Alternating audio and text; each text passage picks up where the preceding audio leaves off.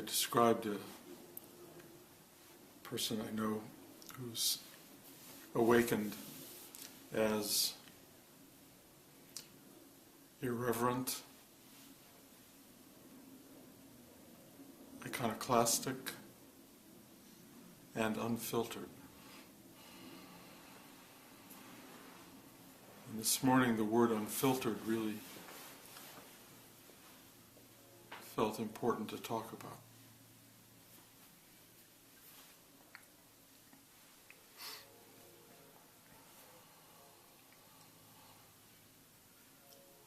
Most of us have grave misperceptions about life. We don't perceive it clearly.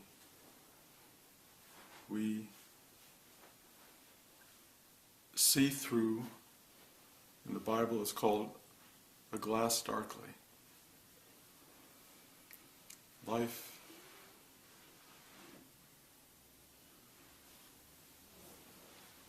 is clouded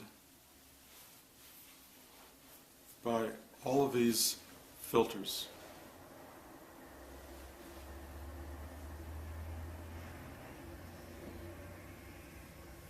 We don't start out that way.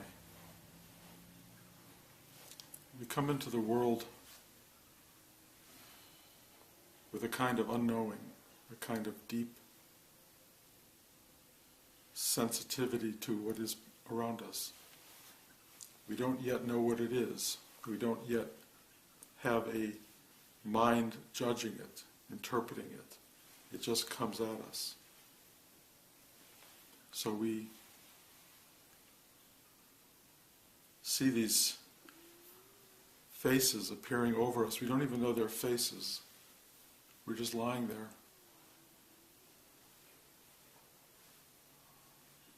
And it's all pretty wondrous as far as we can tell. The only thing we don't like is if something startles us and we go and it feels very strange and we don't like it, and we start to feel something in us that closes. We start to feel something that doesn't like something. But mostly we're in a state of what you might call awe. We just look. And for some reason, our looking is very inspiring to adults. And when they look at us, they make us smile, and we make them smile. There's this thing that starts to happen. And the more we smile at them, the more they smile at us. And there's this reciprocity of sweetness, of joy, of connectivity. And it's really beautiful. It's one of the most beautiful things. And it's funny how a child brings that out of us so easily, and how we instill that in a child. They love us. They look at us with just like, oh. Especially mother. Because mother picks them up and holds them to their breast and gives them this unbelievably sweet nourishment that fills the universe of their being, and they feel such joy in the presence of that. And that's a simple life. It's the life we all start out with, every one of us. Well, I mean, there may be some that don't, but most people have that. And then slowly stuff happens. Slowly the darkness begins, the lenses start to occur. We start to see life through like and dislike, happy, unhappy. I want, I don't want. And it's kind of the reverse of the doctor's office, where it's clearer, one or two, which one is clearer. This is the beginning of the darkening. We start to determine that we like to see things this way and not that way. So put on that filter. Don't look at it. Don't look at that part. We don't want that part. And then you go a little further in life and don't look at that part. And you start to look at people who make you happy, little other kids who come over and want to play with their toys, and you go, okay, I like that. Then the little kids will come over and take your toy away. Filter comes down. You no longer want to play with that kind of person. Some kids love to play rough, and they find other kids who like to play rough. That filter is on. They find kids who bore them, filter down.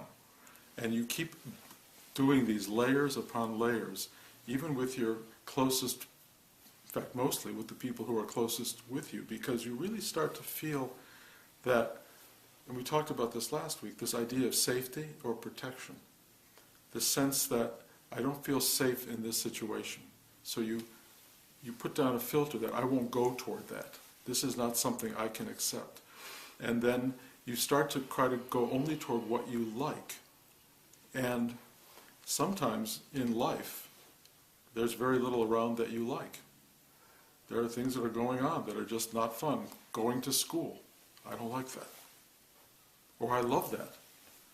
But it's a big filter. So suddenly if a whole part of your day is I don't like that, you're shutting down this self.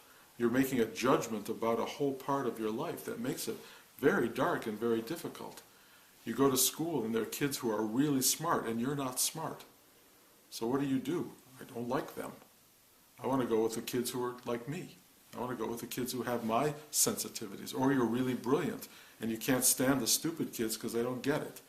And so you create these unbelievable series of sort of lenses through which you look at everything. By the time you're middle-aged, or even much earlier than that, you have created a pair of very thick glasses that simply do not see the world clearly. You see what you want to see, and you don't see what you don't want to see. You really filter out the stuff that you don't like. And that filtering out of what you don't like cuts you off from a huge part of the world. You now say the world is divided into the good stuff and the bad stuff, or even it could be good people and bad people, which becomes very problematic. Or people who will help you through life and people who are out to get you. So now you're really divided inside. There's a whole sense of persona that is constantly on the alert for what will bring me pleasure and what will cause me pain. And this thing is active day and night. And you live your life behind this unbelievable scrim of not seeing and not knowing, of misperceiving the world. And it's a terrible place to be. Because there's no relaxation in it. There's no joy in it. There's no simplicity in it. So what do? You try to escape this confine of constriction that you feel all the time by what? Well, first of all, you try to associate only with people who make you feel good. And in the escape of difficulty in life, you go to perhaps reading, you go to books. Books are wonderful because books put you into somebody else's head. And for approximately however many hours it is you read, you're not in your own head. You really are. You're still filtering it through your own mind and then somebody else's mind, but there is a kind of sense of not me, which is a wonderful thing. You get to see life from another perspective. Or you go to a movie, or you watch television. Watching television gives you stories that take you out of you for a few minutes, kind of, except you can sit there going, oh no, oh no, no, I hope that doesn't happen, I hope that doesn't happen, which really amplifies your sense of self. Or you can watch somebody else having it happen to them, and you don't have to worry, it's not happening to me. So you can feel a little bit safe watching a movie or watching television. And you can also feel completely mindless. You can watch television and not have to worry about your own filtration system. You can really just sort of sit there and go, whoa, like that. And that feels good. It really feels good. It's your own form of noise cancellation. It's really, these wonderful earphones that they have now that Bose makes that you can put on an airplane and it cancels all the background noise. Well, we all do that in life. We have our own filters to cancel background noise, television being one of them. Alcohol being one, drugs being another, sex. These things cancel everything else out. And you really have, for a period of time, a filter that lets you leave you behind, and it feels great. But you wake up in the morning, all the lenses are back, and they're thick. They're really thick. And there you are, looking back at the world through all of this emotional haze, all of this intellectual haze. Everything in you is starting to feel constricted again. So, one of the things that seems to work for a lot of people in breaking this down, in unfiltering some of the lenses in front of you, is this idea of meditation. Meditation means going into a room or sitting in front of an altar or just stopping somewhere in the middle of the day and just being quiet. The first thing you realize when you do that is that you're suddenly becoming aware of all the filters. And you don't like it. Nobody likes it. To see how obstructed you are. You sit down trying to find peace, joy, and stillness, and all you find is all of these things that are preventing you from perceiving that. All of these blockages in you, these misperceptions of life.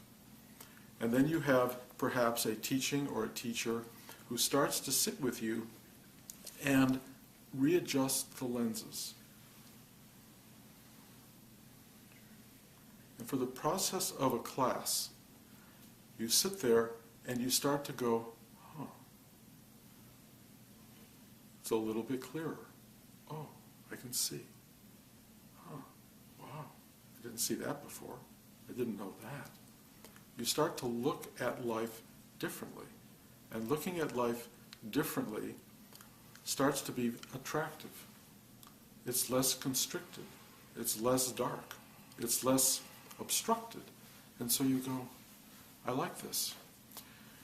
And you sit in this meditative practice, week by week, day by day, if you can do it, altering the lens.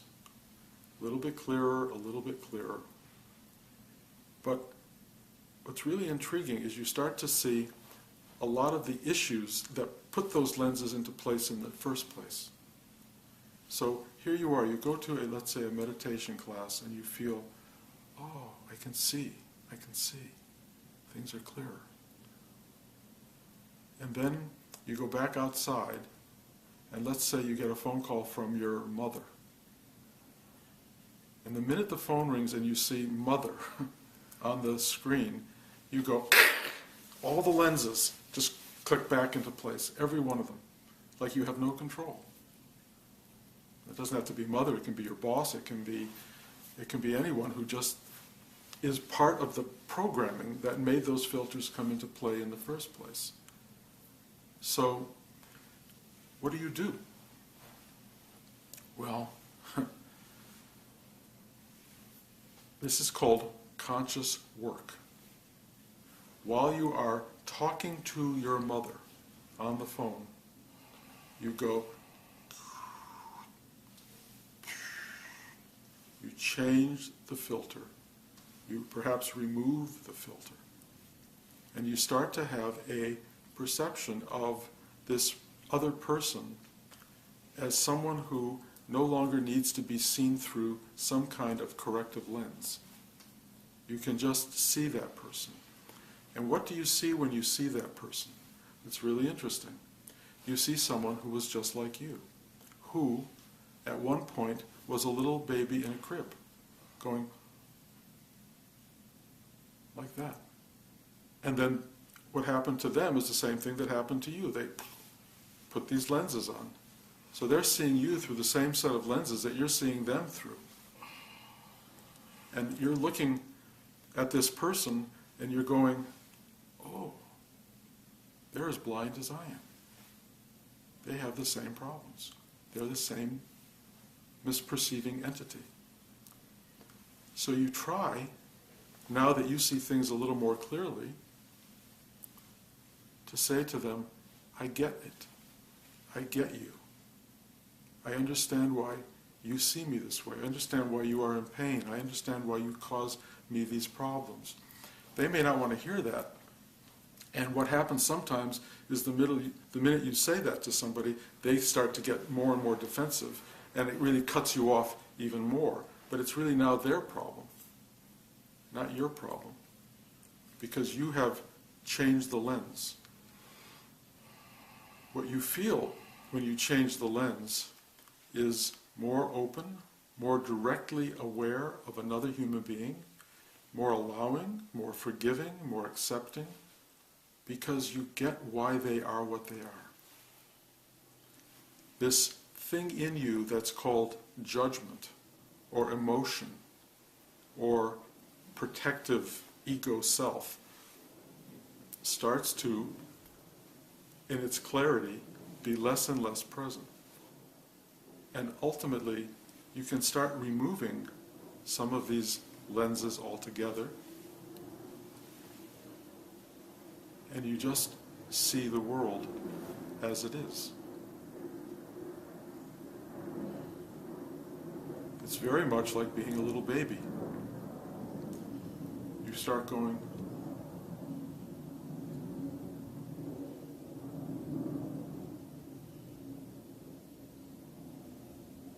it's incredibly beautiful. But it's also very threatening, if you will, to the vestiges of ego. A lot of these lenses are ideas about what life is. They're put on you very early on. Life is suffering, life is about good and evil, life is about being a good person or a bad person. All of these things start to play on you. And when you start to remove some of these lenses, they're not removing concepts, they're removing identity itself. Let's say you've been taught through life to be a conservative Republican, to see life that way, or a liberal Democrat. And now this filter is being taken out.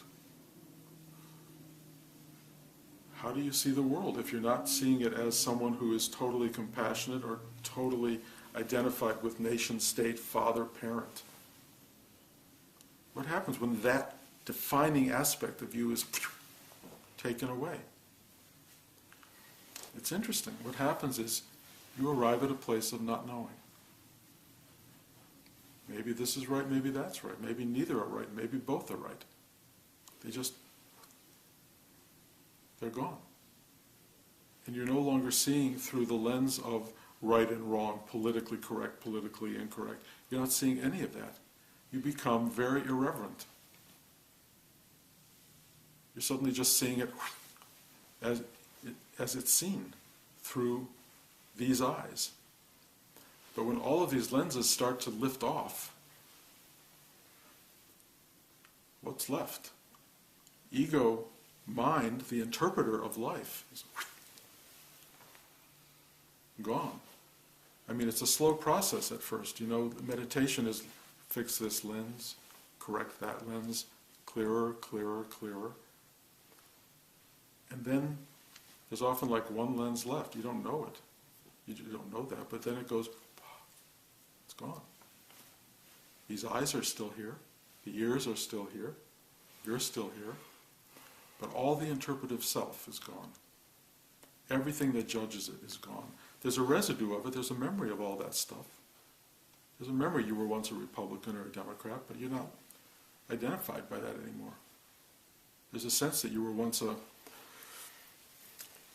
very magnanimous person, or a very sort of skinflint-like person, but that it's not there anymore. You're just this. And that really seems like, for some people, it did for me when it first occurred, like the end of the spiritual path. I have arrived at no filter. Just this, just this. Whatever is looking out from this is its own truth. It's seeing itself in a way. But what's so extraordinary is that this is in no way the end. Because it's still here, it's still operating. it still seems to have function in the world. And what is that function? Well, in a sense, that's something that this is now learning. It's learning. But it feels a lot like everything Rudy taught. It's called work. What do you do with awareness? What do you do with love? What do you do with compassion? What do you do with clear seeing? What do you do with this thing of wanting to just be of help? Wanting to tell other people, you're not all these lenses. You're not what you think you are. This thing you're seeing through is your own limitation. It's stuff you have put in place for very good reasons over the course of a lifetime. There's no blame, there's no fault. You're not the bad person for having put those lenses on. That's how it works. But now the process is undoing them. You don't even have to do that if you don't want to. You can live a life of seeing things through a glass darkly, or you can live a life of seeing clearly. It's completely up to you. But for this presence, it seems to want to announce to you that you can change that, and that there is a way to do it. It's not all that hard. It's just practicing being unfiltered. You practice it, as much of the daytime as you can, much of the nighttime as you can. You just sit and look and be still and watch what it's like to not be judgmental, to not be critical, to not be wanting something over something else, to just accept it exactly as it appears. That's what it feels like, totally not in charge. It's just happening. And it's pretty wonderful. It's not always wonderful. There are times where what's arising inside is complicated, difficult, maybe painful. But what you know when you experience that is that it's not you that it's relating to. It's just happening. There's no you that has to judge it. There's no you that has to say, oh, this is terrible, and what did I do wrong, and how can I change it? You just go, this is happening.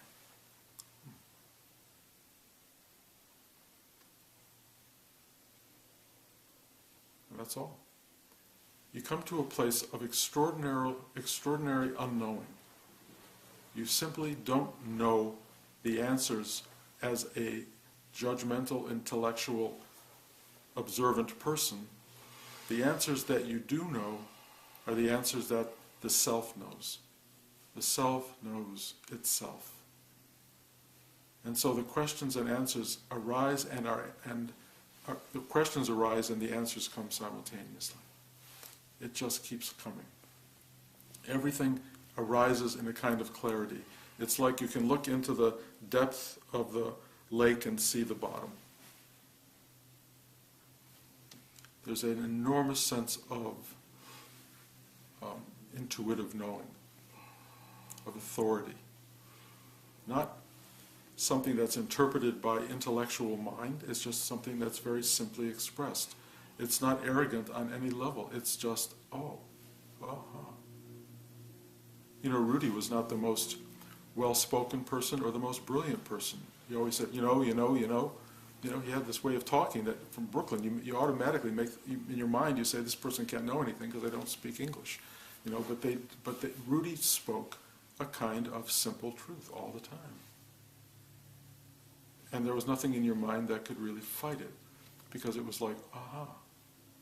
And the people I'm meeting who are awakened seem to be doing exactly the same thing. They just speak this thing that you go, Or they speak it with so much velocity, if you will, that you can't in any way grasp it, which is okay, because it's not the thing they're saying that's important, it's the expression itself, it's the energy itself, the energy of clarity and of knowing, this irreverent, iconoclastic, unfiltered energy, which is enormous. It's an extraordinary thing to be in the presence of, because it washes through your system and it readjusts your vision.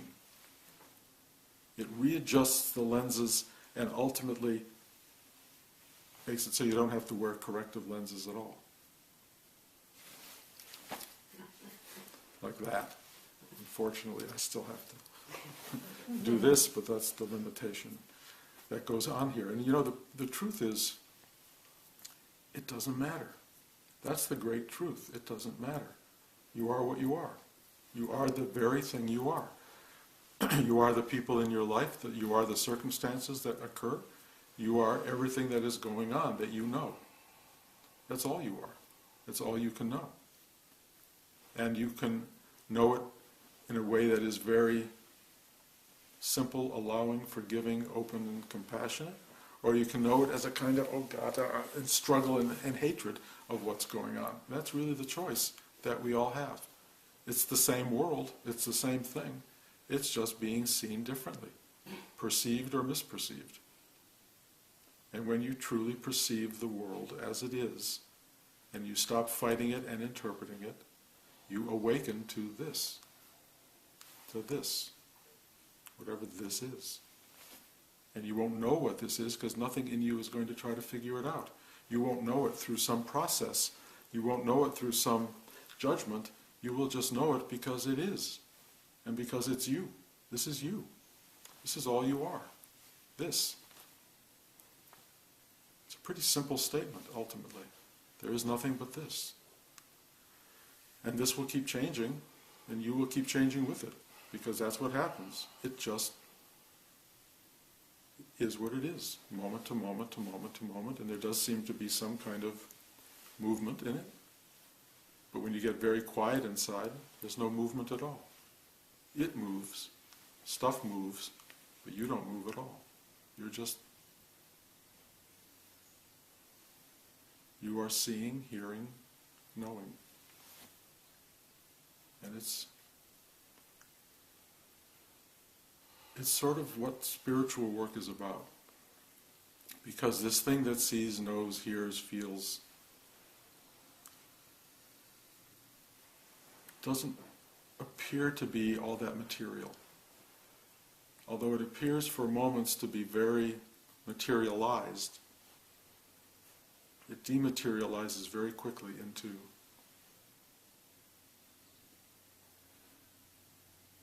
that.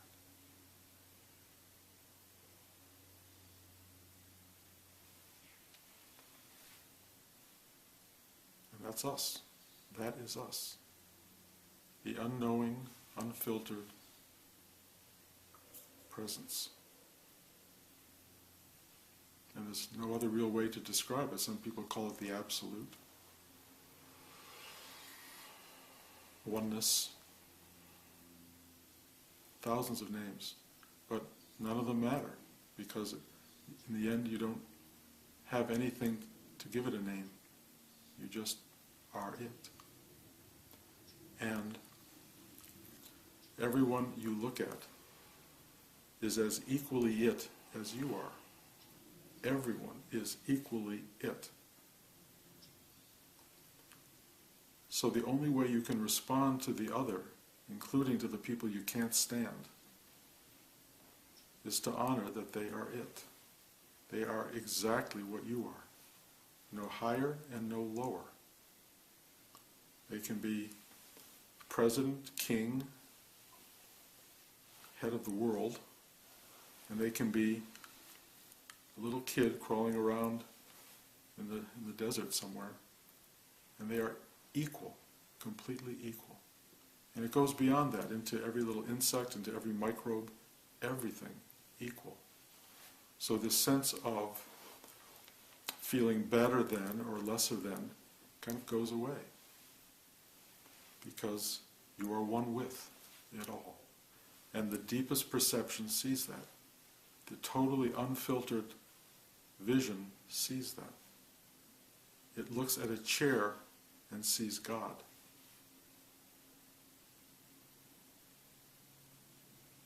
It looks at a flower. It looks at another person. It looks at the carpet, the wall. It doesn't matter. It's living presence. It is that. You are that. Arriving at that is what practice is about. That's what your spiritual life is about. Arriving at that.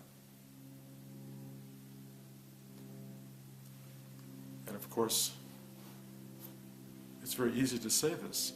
You are already that. The only thing that separates you from that is you don't see it. You misperceive it. You see it through the filters. And if you could just instantly remove those filters, you would see it. But if I were to remove the filters of your eyes right at this moment of your being, you would think you were going crazy. If I were to rip out the Republican Democrat part of you, and everything you ever believed about yourself was gone in a second, you would not know who you were, where to stand on, what life was about. You would have no idea what this was about. You would be so lost and so confused, you would say, give it back. Give me back my Republicanism. Give me back my Democratism. Give me back this stuff so I can know who I am. So it's nicer, I think, to take away a little bit at a time through this practice, so that when the last filter is gone, it's like, oh, rather than this unbelievably terrifying thing of having no sense of who you are. Even though that works, a lot of people get it that way. But it can also be very slow, very easy, very organic. Rudy called it like becoming a ripe fruit. When you're ripe, you fall off the tree. That's all it is. A ripe fruit is ready. It's got the weight, it's got the sugar, it's got the juice, it's got the substance. It's ready to be free of that tree. Boom. But we're all working in that direction. The great thing about being around people whose lenses are removed, whose lenses have been taken away, is that they can kind of alert you to or remind you of the fact that you too can see that way. And that whenever you see through anger, whenever you see through frustration, whenever you see through resistance and obstacle and tension, you're seeing through a filter. Because when the filters are gone, there's no obstacle, there's no resistance, there's no tension, there just is. And you just move on. That's what we're all trying to do. So if nothing else, if you take nothing else away from this talk right now, just know that when any of these issues arise inside you, they are misperceived, filtered versions of a life that doesn't need to be seen that way. It doesn't have to be looked at through your eyes. You can change those eyes into the eyes of the all-seeing, the all-knowing, the all-loving, the all-compassionate self that you really are.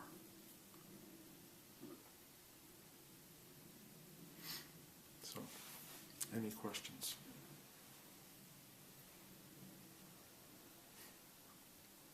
When you take away all those lenses and you're open like that, is there room for discernment? Or Absolutely. Yeah. Yeah, but it's not your discernment. Okay. There's a knowing that is unbelievably clear and pure, from which all of our higher instincts derive. Everything that we know to be what we call good comes from a place of innate goodness that is somehow at the core of all this. Or people say God is love. That's what you feel. There is a loving force that runs this.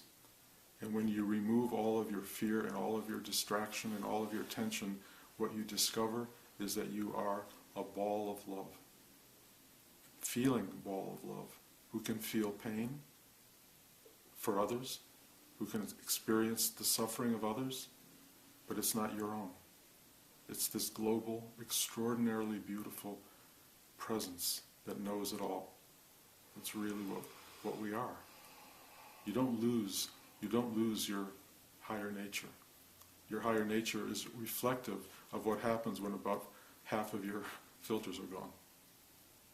Higher nature is what you see, it's what you are. And it just leads you to it itself. And as you're led to it by light and joy and love. That's what you see more and more and more. And in the early days you run away from that. But as you start to really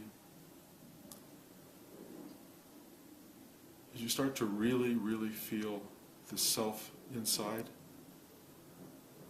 that person that embodies it for a long time, the person is the person you always wanted to be. It's who you are. And then it becomes less about a person, less about you. There's no need to own it. There's no need to be identified with it or have people identify you as part of it. Why? It doesn't matter. It's really not you. And when I'm with these guys, these awakened guys, I know that when I talk to them, I'm talking to myself. I'm not talking to them. Because there's nobody there who's analyzing, rejecting, thinking about, or considering what I'm saying. They're just direct perception. And that's what happens. You just become that. And there's no loss in it. There's only gain.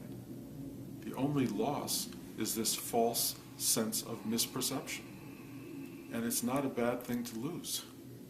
Because when you start to see clearly, it's just like when you go to the optometrist's office.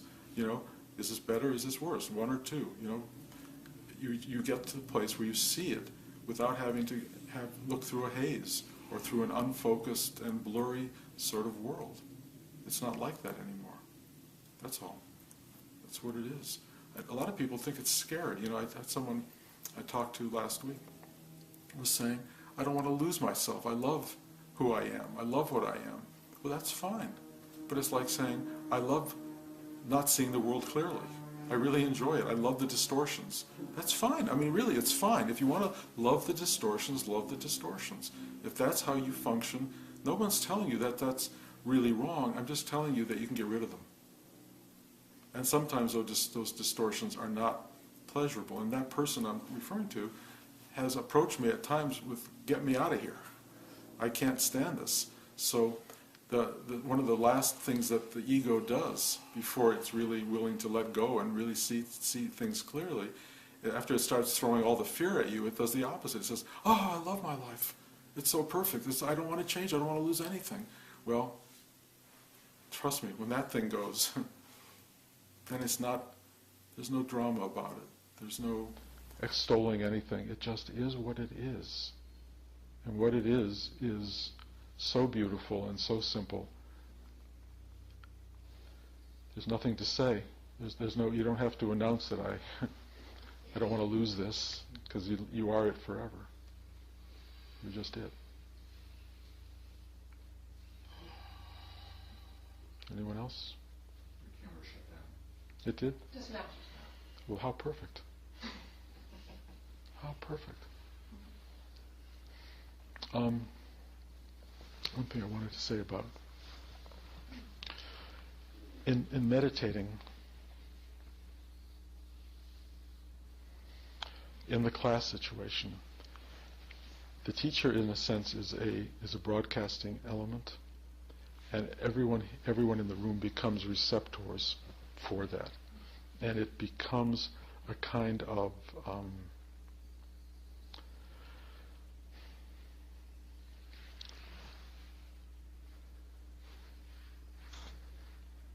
taking on of energies and an allowing of these energies to move through you and to clarify and to open channels. There are times for people who, as they begin to teach, to become broadcasters of this energy. But if in the class this starts to happen for you, it's a kind of like turning on another radio in the room. So you have two radios working at the same time, and that just, it complicates the environment. So I just tell people not to do that. It doesn't mean that it isn't natural for you, and even when you're at home meditating, if mudra things of this nature happen, that's fine. You know, if that's how it's working for you, it's what it should be. But in this room, I just have to ask people to sit still, because otherwise it gets complicated for everybody else. Okay? Okay, thank you guys for coming.